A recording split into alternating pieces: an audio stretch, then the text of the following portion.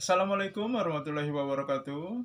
Sobat-sobat, kita bersama lagi di channel saya, channel Endang Jaya Putra, channel dakwah dan pendidikan. Sobat-sobat, ternyata pandemi virus COVID-19, virus corona belum kunjung berakhir. Jangankan berakhir, mereda saja tidak. Setelah vaksinasi dijalankan, bukannya menurun, malah melonjak, sobat-sobat. Dari sejak adanya pandemi, sudah dilakukan usaha-usaha untuk bagaimana mencegah virus ini supaya tidak menyebar atau menurunkan penularannya. Dari PSBB, kemudian new normal, dan yang terupdate adalah PPKM, pemberlakuan pembatasan kegiatan masyarakat, sobat-sobat. Tetapi usaha-usaha ini semua ternyata tidak membuat virus itu mereda, apalagi berakhir, malah menimbulkan hal-hal yang tidak diinginkan. Dan yang paling terutama diberlakukannya peraturan-peraturan tersebut adalah menjeritnya rakyat kecil. Mereka terhalang mencari nafkah. Padahal kalau mereka tidak mencari nafkah, pada hari itu mereka tidak bisa makan. Makanya mereka masih melakukan kegiatannya mencari nafkah. Bukannya mereka tidak takut dengan corona. Mereka takut. Akan tetapi, kalau mereka tidak mencari nafkah, yang pasti mereka akan kelaparan. Dan hal-hal ini terus berlangsung. Dan kabarnya PPKM ini, PPKM darurat, ini akan diperpanjang. Maka dengan diperpanjangnya PPKM darurat, maka rakyat kecil semakin menjerit, semakin merintih. Dan maka ada orang yang memplesetkan PPKM ini, yang seharusnya pemberlakuan pembatasan kegiatan masyarakat menjadi pelan-pelan kita mati. Jadi PPKM dipelesetkan menjadi pelan-pelan kita mati. Ya masuk akal juga, sobat-sobat. Karena ya bagi orang-orang kaya, bagi para pejabat, bagi para pegawai yang mereka menerima gaji setiap tahun, setiap bulan, sobat-sobat, tidak ada halangan, tidak peduli dengan pandemi, mereka tetap menerima gaji. Tapi bagaimana dengan rakyat kecil, pedagang asongan, pedagang-pedagang kecil? Mereka harus mencari makan, mereka punya keluarga, punya anak yang harus dibiayai. Dan mereka bukannya tidak ingin mematuhi peraturan pemerintah. Akan tetapi siapa yang akan menanggung makan mereka? Pemerintah ini hanya membuat aturan, tetapi tidak memberi solusi. Bagaimana rakyat kecil untuk mencari nafkah? Ketika di awal pandemi, Gubernur Jakarta Anies Baswedan mengajukan lockdown agar Jakarta dikunci. Yang di dalam jangan keluar, yang di luar tidak boleh ke dalam. Tetapi sobat-sobat, anehnya ini ditolak. Padahal contoh sukses lockdown itu sudah ada. Wuhan, di negeri Cina, yang dimana virus corona pertama kali muncul, mereka melakukan lockdown dan berhasil. Hari ini mereka tidak disibukkan lagi dengan corona. Mereka tidak disibukkan lagi dengan virus. Bahkan mereka sudah membuka masker. Bukan hanya bebas dari corona, sobat-sobat, tapi negeri Cina juga sudah meraup keuntungan dengan menjual masker, alat rapid test, dan menjual vaksin yang sudah kita beli. Tetapi kenapa ketika Anies meminta itu ditolak? Padahal kalau itu diberlakukan, Indonesia sudah lama bebas dari virus COVID-19. Yang dibolehkannya PSBB, pembatasan sosial berskala besar. Orang masih boleh keluar masuk. Yang di dalam boleh keluar, yang di luar boleh ke dalam. Dan tentu saja virus itu juga bisa masuk dan bisa juga keluar daerah, akhirnya menyebar seperti yang terjadi sekarang. Kenapa pemerintah tidak mau lockdown? Karena lockdown itu mengharuskan pemerintah membiayai keperluan hidup rakyatnya. Inilah yang dihindari oleh pemerintah, tidak memberlakukan lockdown sampai hari ini. Karena menghindari memberikan dana untuk menunjang hidup masyarakat. Tetapi sebenarnya dengan lockdown bisa cepat selesai. Biaya yang dikeluarkan ketika lockdown setelah pandemi ini selesai, maka kita bisa berekonomi, bisa meningkatkan ekonomi kita. Masyarakat bisa juga berekonomi lagi dengan bebas. Daripada sekarang akhirnya virus COVID-19 sudah menyebar kemana-mana di negeri kita. Sudah sulit untuk bagaimana menghentikannya. Sekarang bukan malah berhenti, tetapi malah mengganas. Berapa biaya yang harus dikeluarkan? Biaya sudah banyak dikeluarkan, miliaran biaya untuk menangani COVID-19. Tetapi sampai hari ini belum ada tanda-tanda akan mereda. Dan korban-korban sudah banyak berjatuhan. PPKM darurat ini yang sekarang sudah dilaksanakan, ternyata dilaksanakan dengan cara arogan, sangat arogan.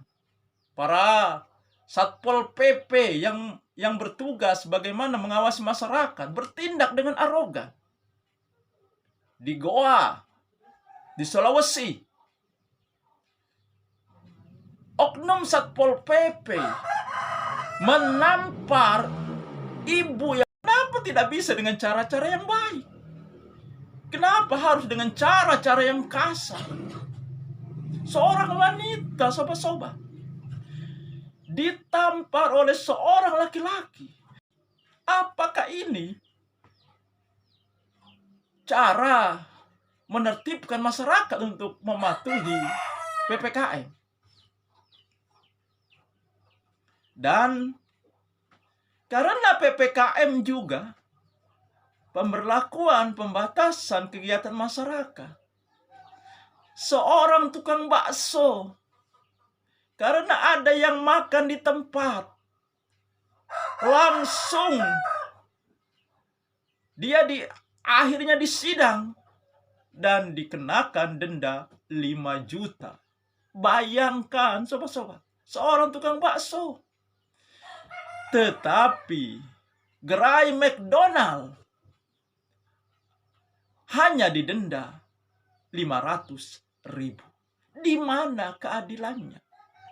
Apakah PPKM ini melegitimasi hal-hal seperti itu?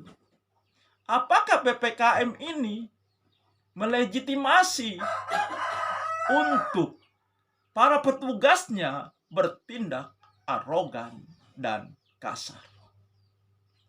Sobat-sobat, jika PPKM ini diperpanjang, bahkan bukan hanya diperpanjang, diperluas. Maka rakyat kecil semakin merintih, semakin menjerit, dan pelan-pelan kita mati. PPKM, pelan-pelan kita mati. Ada cuplikan video yang sangat membuat kita tersentuh hati kita. Video tanggapan mengenai diberlakukannya PPKM darurat. Pemberlakuan, pembatasan kegiatan masyarakat. Ini videonya sobat-sobat. Assalamualaikum warahmatullahi wabarakatuh. Di Indonesia sekarang sedang berlangsung yang namanya PPKM. PPKM dari sudut pandang pemerintah adalah pemberlakuan pembatasan kegiatan masyarakat. Tapi dari sudut pandang rakyat kecil atau rakyat jelata, PPKM adalah pelan-pelan kita mati. Banyak video yang berseliweran di sosial media, rakyat-rakyat kecil diperlakukan dengan sangat tidak adil.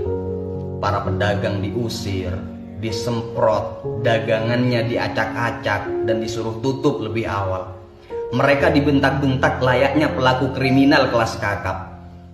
Padahal koruptor pun yang maling uang negara, yang jelas-jelas merugikan rakyat, belum tentu diperlakukan seperti itu. Buat para pemerintah terkait yang sangat saya hormati, mohon maaf atas kelancangan saya. Saya hanya ingin mewakili rakyat-rakyat kecil yang merasa sangat dirugikan. Saya hanya mau bertanya, apakah adanya peraturan ini benar-benar karena kepedulian Anda kepada rakyat? Apakah tidak ada maksud lain? Kalau memang adanya peraturan ini atas dasar kepedulian Anda kepada rakyat, tapi kenapa seolah malah semakin menyengsarakan rakyat? Jujur, hati saya perih, Pak. Hati saya sakit sekali melihat beberapa video di sosial media rakyat kecil yang mencari rezeki untuk menyambung hidup diperlakukan tidak adil. Saya yakin, seyakin-yakinnya, mereka bukannya tidak mau mengikuti peraturan yang Bapak buat. Mereka bukannya ngeyel, Pak. Tapi karena mungkin mereka berada dalam keadaan yang dilematis. Jika mereka tidak jualan, dari mana mereka akan dapat uang untuk makan dan untuk menafkahi keluarganya? Dan mereka berdagang mungkin itu satu-satunya mata pencaharian mereka. Mereka berdagang bukan tidak takut corona, Pak, tapi mereka lawan rasa takut itu demi sesuap nasi. Bagi mereka berdagang keluar rumah belum tentu mati karena corona, tapi kalau mereka berhenti berdagang dan berdiam diri di rumah, maka sudah pasti mereka akan mati kelaparan. Kenapa sampai hari ini pemerintah tidak mau lockdown? Ya, pertama tadi itu pemerintah tidak ingin, tidak mau mengeluarkan dana untuk menanggung hidup rakyat. Padahal itu tugas pemerintah. Bukankah negeri ini dibiayai oleh pajak? Dan pajak itu adalah dari masyarakat, dari rakyat. Wajar di saat situasi seperti ini, situasi sulit seperti ini, maka negara membiayai kebutuhan rakyatnya. Yang kedua, ini kan rejim sekarang nih kelihatannya sangat anti dengan Islam yang berbau Arab. Lockdown ini adalah contoh yang dilakukan oleh Rasulullah, oleh para sahabat. Ketika terjadi wabah, terjadi taun di negeri Sam, maka negeri Sam di lockdown. Walaupun dulu mungkin istilahnya bukan lockdown, tetapi seperti itulah. Surat Al-Ahzab ayat 21, Allah mengatakan, Lakot kana lakum fi rasulillahi uswatun hasanah. Pada diri Rasulullah ada contoh teladan yang baik, sobat-sobat. Nah, sebagai umat Islam, tentu saja contoh kita yang pertama dan paling utama adalah Rasulullah. Begitu juga dalam menghadapi permasalahan hidup kita atau permasalahan yang melanda negeri kita. Sekarang negeri kita ini sedang mengalami serangan wabah. Bukan di negeri kita saja, sebenarnya di seluruh dunia pada saat ini sedang dilanda oleh wabah virus COVID-19. Meskipun sudah banyak negara-negara yang sudah bebas dari wabah ini. Mereka tidak lagi bermasker, bahkan tidak lagi menjaga jarak. Tapi Indonesia sampai hari ini masih berkutat, bahkan hampir kolaps. Indonesia adalah negara yang mayoritas penduduknya Muslim, penduduknya Islam. Sila pertamanya adalah ketuhanan yang Maha Esa. Tetapi kenapa para pemimpin, para pengendali negara ini menghadapi wabah saat ini tidak mau menggunakan yang sudah dicontohkan oleh Rasulullah dan para sahabat, yaitu lockdown. Lockdown ini sebenarnya sudah dilakukan, dicontohkan oleh Rasulullah dan para sahabat, dan berhasil. Wuhan mencontoh juga lockdown. Negara komunis Cina itu, negara yang tidak percaya dengan Allah, dengan Tuhan, tidak percaya dengan akhirat, hari pembalasan. Tetapi mereka untuk mengatasi COVID-19 di Wuhan melakukan lockdown. Indonesia, negara yang mayoritas Muslim, pemimpinnya banyak Muslim, tetapi tidak mau mencontoh Nabi Muhammad dan para sahabat. Akhirnya pandemi ini, wabah COVID-19 ini menyebar dan sekarang sulit dikendalikan. Hari ini, sekarang Indonesia adalah negara yang terbesar penduduknya terpapar virus COVID-19. Kalau lockdown ini sudah berakhir, tidak lama-lama, Wuhan saja cepat. Tetapi sampai hari ini tidak mau lockdown. Jadi, kekisruhan, belum ada tanda-tanda keberhasilan pemerintah menangani pandemi ini, menangani COVID-19 ini adalah dikarenakan menolak untuk melakukan lockdown. Atau dengan kata lain, tidak mau mencontoh Nabi Muhammad SAW dan para sahabat. Nah, jadi ini dihindari.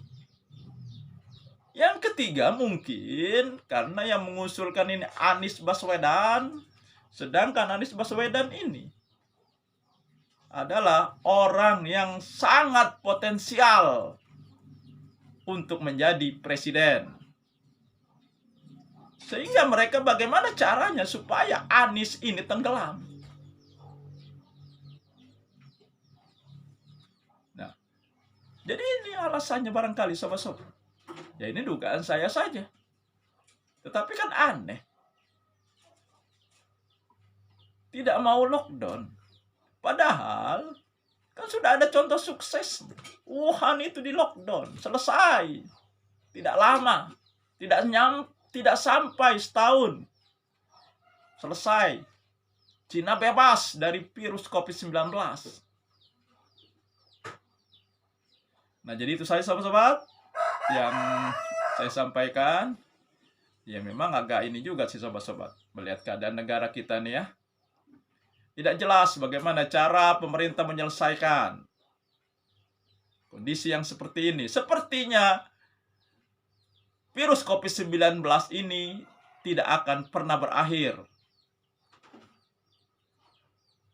Demikian, Nasrul Milawatul Qorib. Wassalamualaikum warahmatullahi wabarakatuh. Sampai jumpa, sobat-sobat.